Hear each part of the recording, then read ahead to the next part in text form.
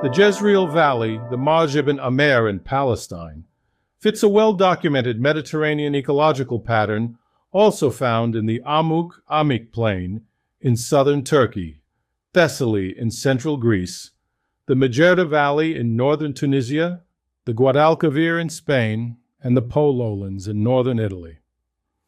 These were broad, fertile, alluvial plains with seasonal wetness, high water tables, and historically endemic malaria.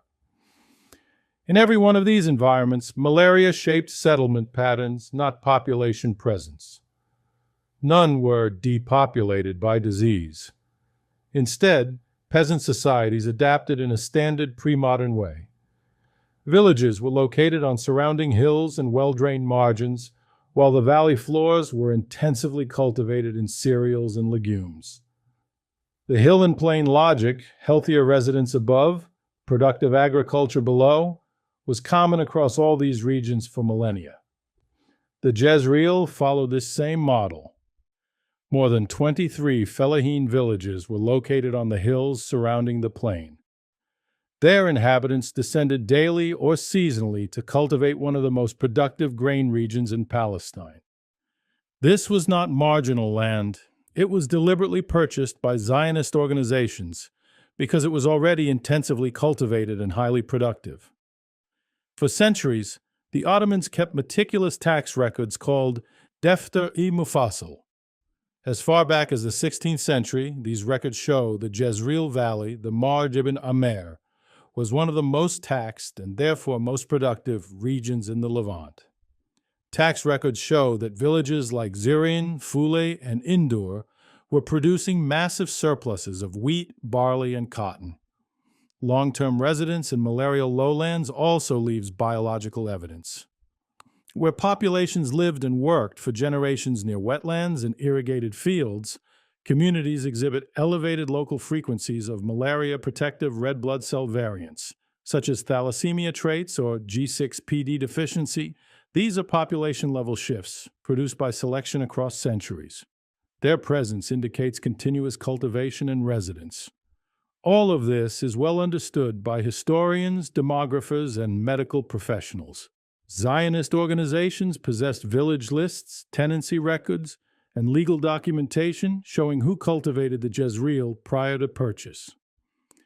These were the same fellahin who resisted the Sursock family's land seizures in the 1870s, long before Zionist acquisition. After the sales, roughly 15,000 peasants were expelled from their villages, yet Zionists now claim that malaria had depopulated the valley and it was a wasteland. Why invent such an obvious lie? Because the lie converts dispossession into redemption and displacement into development. The record tells the opposite story. According to the Simpson report, 1930, after the Zionist acquisition, many Jewish settlements were failing, and agricultural output dropped. Yes, you heard right. The Zionists bought the most productive land in Palestine and made it less productive. According to Simpson, the village of Afule is a sea of thistles through which one travels for long distances. 30,000 dunams of the land held by the Jews are derelict and covered with weeds. It is also a fact that in a number of villages, the tithes paid by the Jews are considerably below those paid by the Arabs who formerly cultivated those villages. The considerably lower tithes were an immediate administrative indicator of lower realized agricultural output. The report notes optimistically that, in time, the application of capital, science, and labor will result in general success. But that time was still in the future. The Zionists had not yet, in 1930, returned the valley to the level of productivity of the fellahin. It would take decades of massive capital investment and technology before the Zionists were able to match the agricultural output of the humble fellahin. This is the inverse of the popular myth. The Jezreel was not a wasteland made to bloom. It was an intensely productive agricultural system that experienced a decline in output after dispossession.